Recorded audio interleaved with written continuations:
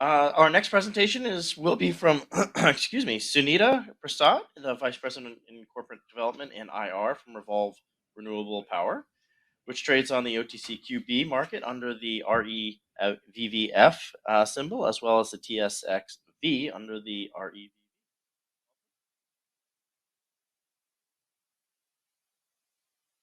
Thank you, Charlie. My name is Sunita, and I am the Vice President and Corporate Development and Investor Relations at Revolve.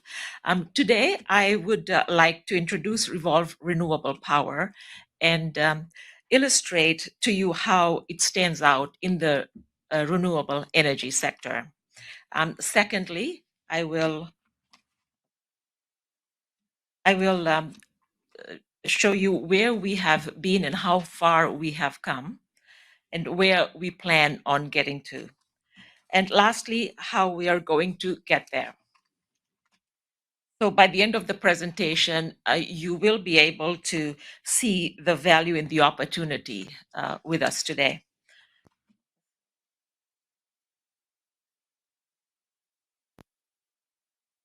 Our disclaimer: as a public company, we want to bring this to your attention.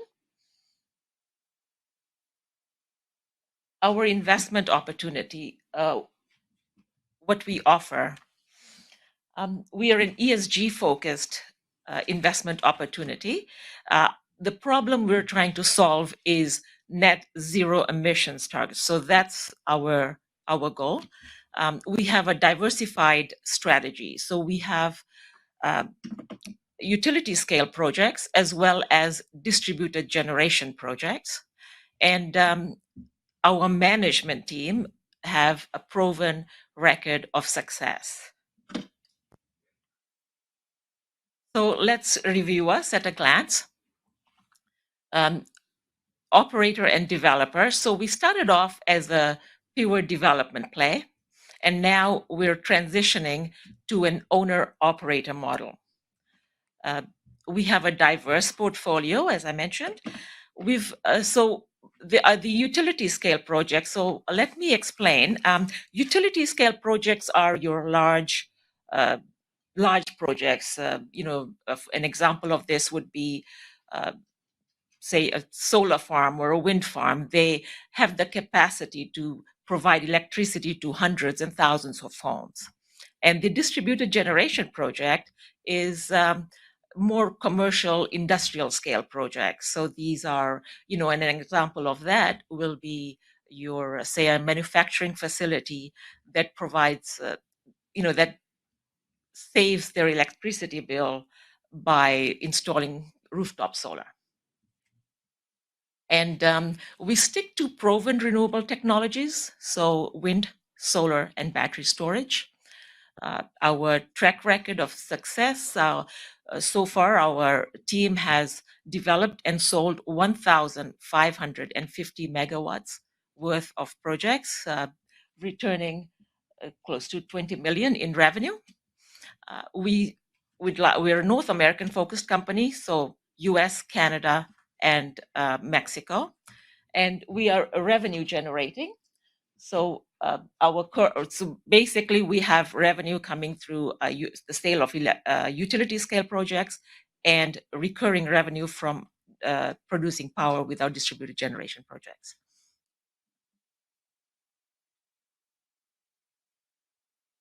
This is our list of portfolio at a glance. We've got a diversified portfolio of North American projects that totals 3 gigawatts. That includes some operational projects, some projects that are under construction, and some that are advanced and mid-stage projects, and a total of 3,000 megawatts. That's our management team. Steve Dalton, our CEO, and Omar Bojoquez, our president, they are the co-founders of the company. And Steve has over 20 years of renewable energy experience. Omar has a legal background, and he is the operational, he takes care of our operational aspect. We've got finance, project management, engineering, accounting, and legal backgrounds. So our track record, I want to go over how far we have come. We were established in 2012 and developed and sold 300 megawatts of projects. Then we expanded into the US. We went public in 2022. We basically added a new division to our portfolio, which was a distributed generation projects. And then we developed and sold 1.25 gigawatts of solar and storage project to Engie. And we also expanded into Canada, and we have a proposed acquisition with a Canadian company, Wind River.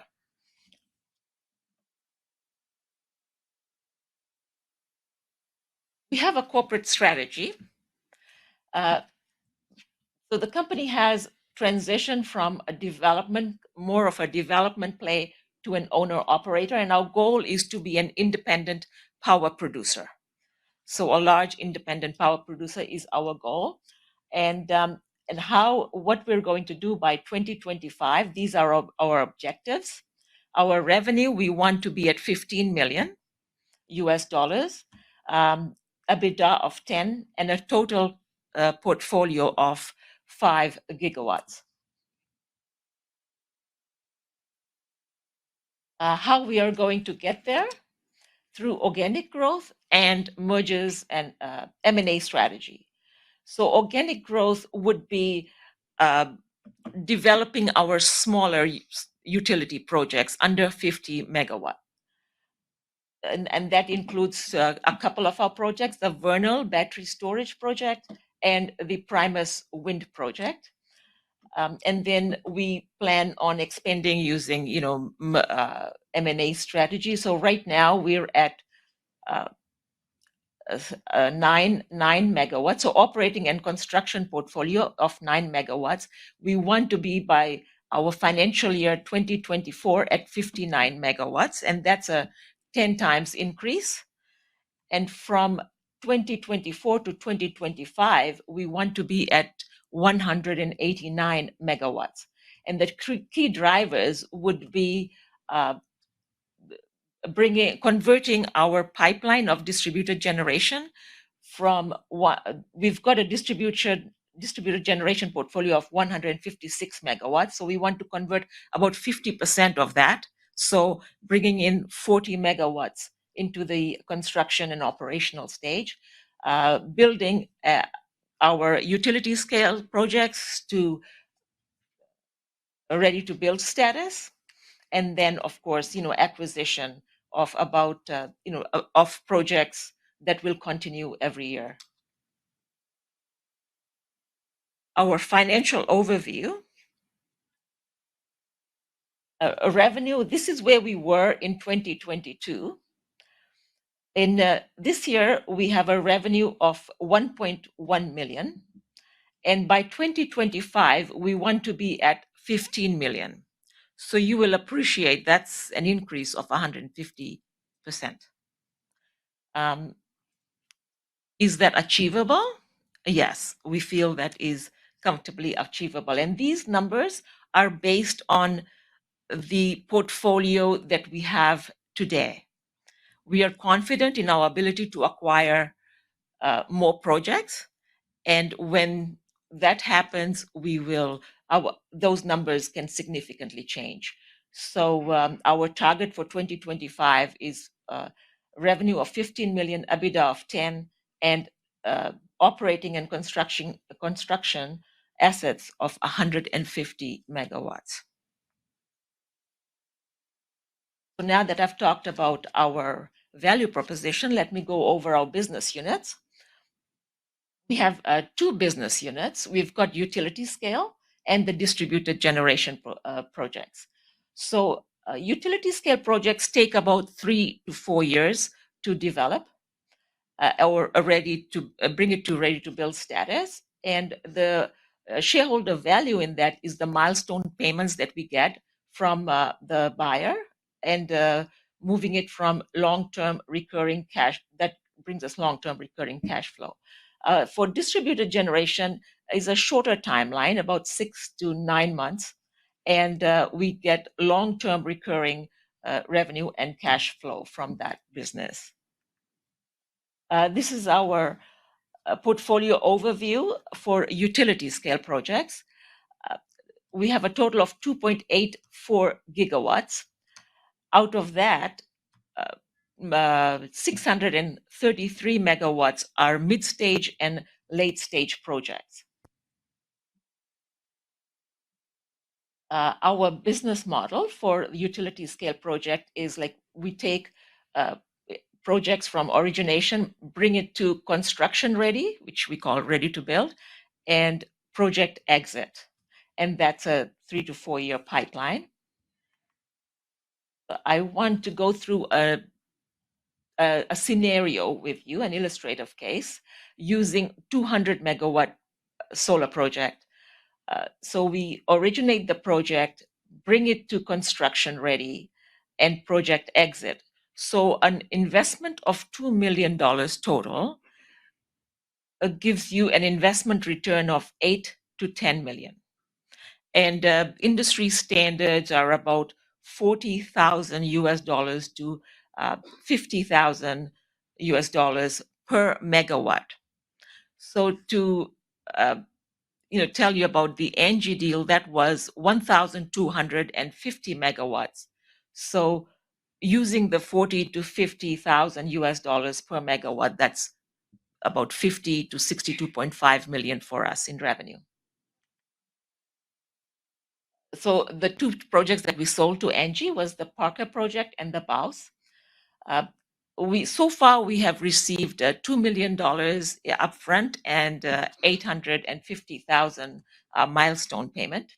The milestone payments are based on work commitments like interconnection studies, notice to proceed, and then construction works. This is our proposed acquisition of the Canadian company, Wind River. We're just waiting on a couple of things to finalize this. What it will provide us is 23 megawatts of gross operating capacity, 90 megawatts of gross development capacity, and it has 28 years remaining in a power purchase agreement with BC Hydro. And of course, it'll provide us with revenue and cash flow. And these are projects in BC and Alberta. The BC projects are Runner River project, and the Albertan project is a wind project.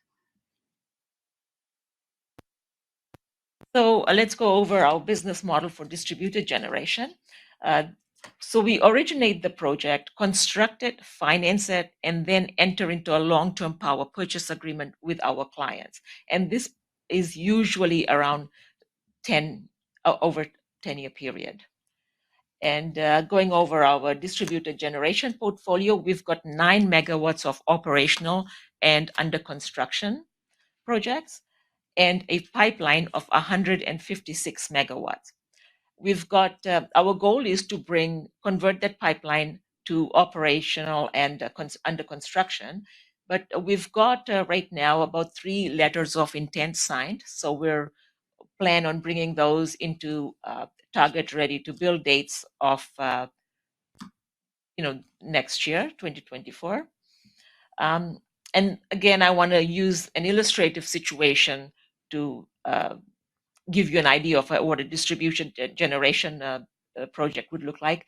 A 2 megawatt battery storage system would provide us with over the 9 months, we would construct project origination to finance and then enter into a long-term power purchase agreement with our clients. So a $1 million total investment financed by the company will provide us an internal rate of return of 15% over the life of that project with an EBITDA of 180,000 annual EBITDA. So, these are healthy margins. Our target market, we concentrate on the US, Canada, and Mexico, especially after the Inflation Reduction Act that was passed in 2022. It provided tailwinds for the renewable energy industry with all the tax credits that's available. Canada followed the US, and Mexico, for a bit, there was a lull when the new government came in, but now things are really heating up in Mexico. We have a large team on the ground in Mexico that have, there's the distributed generation market is the fastest growing there. Looking forward and what to expect, continued transition to an owner-operator model. We will continue to develop and sell some of the larger projects as well. As far as utility scale project goes, we expect further milestone from the sale to ENGIE. And we want to develop the Vernal. This is our immediate future, Vernal and the Primus wind projects. And for distributed generation, we want to convert the letters of intent that we have into our operational and development. Our shareholder information, our issued and outstanding is at 60 million. We have options at 50 cents, 4.8 million, and we don't have any warrants. We're listed in both US and Canada. And management and insiders hold about 60% of the shares outstanding. So, a shareholder will have confidence in the fact that management has skin in the game. My clock isn't working.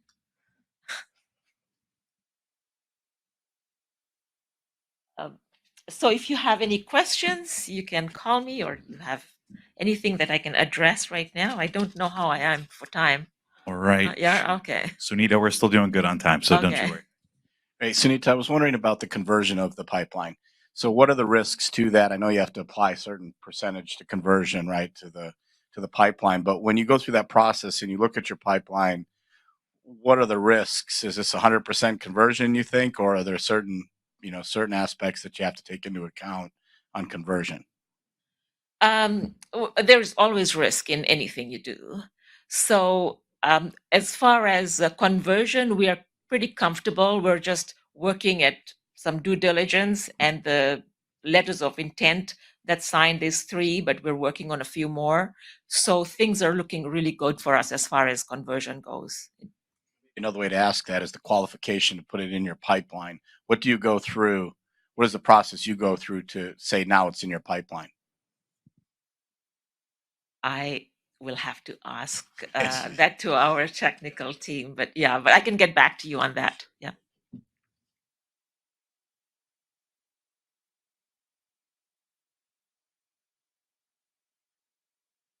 Sunita, we have a couple questions about future growth. So the first question is, where do you see that coming from in terms of project type, wind, solar, storage? All of it. Yeah, because we are doing some greenfield work in Canada as well. And we are towards the end of closing our Wind River acquisition. So, that's why we call it a proposed acquisition. But as far as projects go, we're concentrating on the US and Canada because of the great things that's happening in the market, the renewable energy sector there. Okay.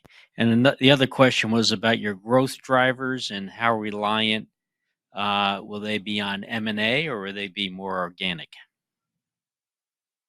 I would say both, because we have a lot of M&A coming through, and there is a lot of organic as well, because we've got some very good quality projects in our under development.